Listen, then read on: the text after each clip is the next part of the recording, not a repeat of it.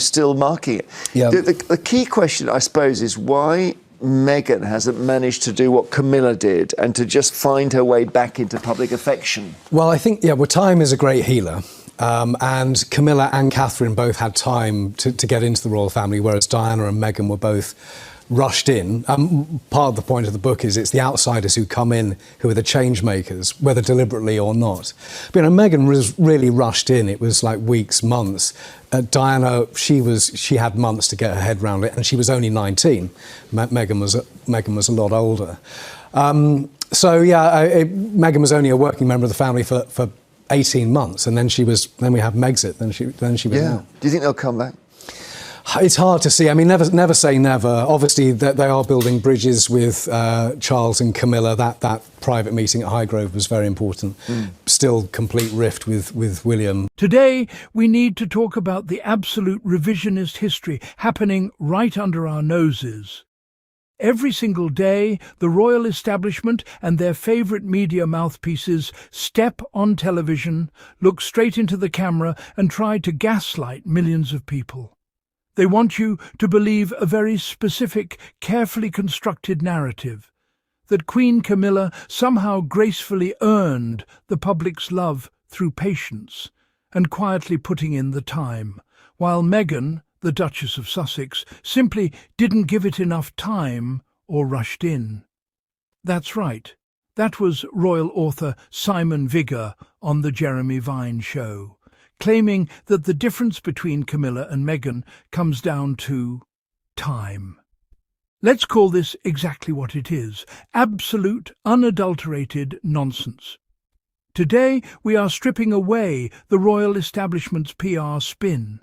We are breaking down why royal biographies written by palace sycophants aren't worth the paper they're printed on, how the media deliberately re-engineered Camilla's image while viciously targeting Meghan, and why the outsider myth is the biggest cover-up in modern royal history.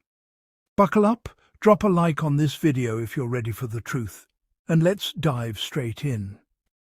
Let's address the elephant in the room that commentators like Simon Vigor conveniently fail to mention when they preach about Camilla's rehabilitation.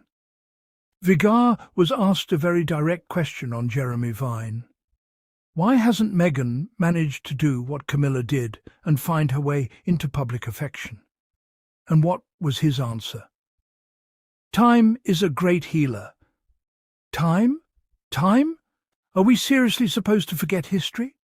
Let's take a trip down memory lane, because the royal reporters seem to have developed collective amnesia. Camilla didn't magically win over the British public through quiet dedication and stoic grace over a few decades.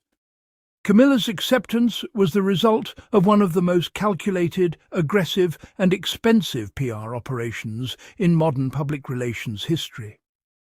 When King Charles, then Prince Charles, realised he wanted Camilla to eventually be accepted as Queen Consort, the palace machinery didn't just stand back and wait for time to heal things. They launched Operation PB, Operation PB standing for Parker Bowles. They cut deals with key tabloid editors. They coordinated palace briefings. They systematically rebuilt her public image from the ground up. And why? Because it was deemed necessary to protect the sanctity of the crown. The British media was practically begging the public to accept her, or, at the bare minimum, tolerate her presence. Camilla didn't have to face a relentless daily industrial-scale smear campaign directed at her from within the royal institution itself. She had the entire apparatus of Buckingham Palace and Clarence House working night and day to elevate her status and polish her image. So, when royal commentators sit on television panels and claim Camilla just waited it out, they are omitting the most crucial fact of all. The British press was instructed to make you like her. Now, let's contrast that with Meghan. Vigor claims Meghan was rushed in and only gave it 18 months before Megxit. But let's look at what actually happened during those 18 months, because context is everything. The idea that Meghan simply needed to stay longer to turn public opinion around is not just naive, it's gaslighting. What would staying longer have actually achieved for Meghan? It wouldn't have brought understanding. It wouldn't have brought protection. The longer Meghan stayed inside that institution, the longer she was forced to endure severe mental anguish caused by a ferocious daily media smear campaign. And let's be crystal clear about where those smears were coming from. As Prince Harry himself laid out, and as evidence has repeatedly shown, those leaks and vicious briefings weren't just coming from eager paparazzi. They were coming from inside the palace walls. Com staff, palace officials, and members of the royal family's own households were actively leaking, briefed, and trading stories with tabloid reporters to protect their own favourability ratings. Think about the absurdity of that. While Meghan was out representing the Crown, executing official duties, launching community cookbooks for Grenfell victims, and generating unprecedented global enthusiasm for the monarchy, people within the establishment were treating media sabotage like their primary day job. It was never going to let up. It was never going to soften. Why? Because Meghan disrupted the status quo. She was an independent, articulate, successful, self-made, biracial American woman who entered a medieval institution and immediately outperformed people who had been trained for the role their entire lives. She wasn't failing at the job, she was excelling at it. And inside a hierarchy built entirely on fragile egos and rigid order, excelling without permission is the ultimate sin.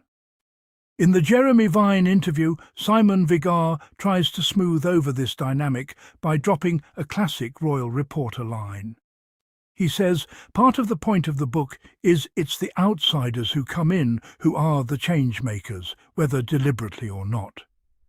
He groups Diana and Meghan together as outsiders who were rushed in, while grouping Camilla and Catherine as those who had time. Notice how neatly that narrative is packaged? It tries to frame systemic palace hostility as a simple matter of pacing. Oh, they were just rushed in, it was all happening so fast. If only Diana and Meghan had taken more time. What a completely dishonest frame. Princess Diana didn't face intense pressure because she was rushed in. She faced hostility because when she became more popular than the heir to the throne, the system turned on her. Meghan didn't leave because she was rushed in. She left because when she asked for help, when she raised alarms about her mental health and safety, she was told that seeking help wouldn't look good for the institution. As one perceptive commentary online put it so brilliantly recently, and I am paraphrasing here, you cannot trust royal biographies written by royalist reporters when they can't even be honest about why the public was manipulated into accepting Camilla while Meghan was targeted. The commentator rightly noted that if Meghan had stayed, her mental torment would have only escalated because the smear campaign was supported and aided by palace communications staff as if it were routine work. Meanwhile, Camilla had no such vicious briefings working against her. Once it was decided she would be Queen Consort, the media was commanded to defend the crown by normalising her. That post nailed it completely. You will never get the truth from members of the royalist establishment and their works of fiction. They don't write history, they write institutional mythology. They want you to believe in the fairy tale, where the palace is always innocent, the media is just doing its job, and any woman who breaks under the weight of character assassination simply didn't have what it takes. We see right through it. Let's talk for a moment about the industry of royal experts. Have you ever noticed how these royal correspondents operate?